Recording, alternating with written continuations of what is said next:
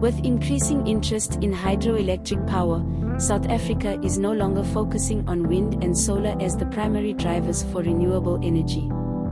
Last week, the Ministry of Water and Sanitation urged independent power producers apply for licenses use water resources generate hydropower support the national grid. Hydropower is a renewable energy source that uses the energy of falling or flowing water to generate electricity. It typically involves using dams or other structures to control the flow of water from turbines that drive generators to generate electricity. Hydropower investigations form part of the government's overall energy action plan to remove barriers to new power generation and extract energy from as many sources as possible.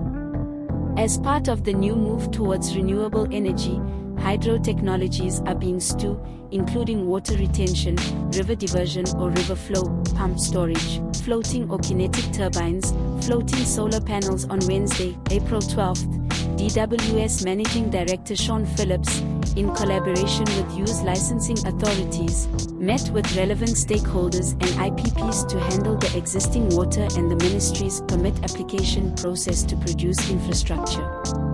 Hydroelectric.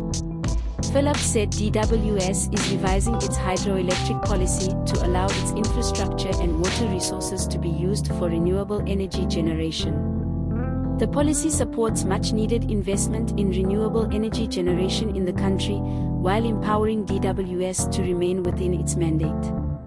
As a ministry, we have a duty to ensure that the country's water resources are protected, used, developed, preserved, managed and controlled as prescribed in the National Water Code, said. DWS has developed policy principles be applied to all institutions, protect sustainable water resources, provide water and sanitation, and balance hydropower generation. According to policy, DWS will support hydropower development as part both social-economic development in the context of scarcity infrastructure problems, without compromising sustainable conservation resources sanitation services provisions. Phillips also highlighted the principles of the water use license application window for hydropower.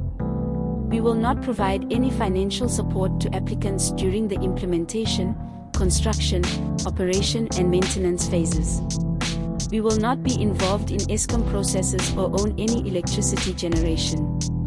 The department will be solely responsible for water use license applications and will ensure that the application processes are competitive, fair, transparent, and that water resources are promoted in a spirit of equity under the National Water Code, said Dr. Phillips.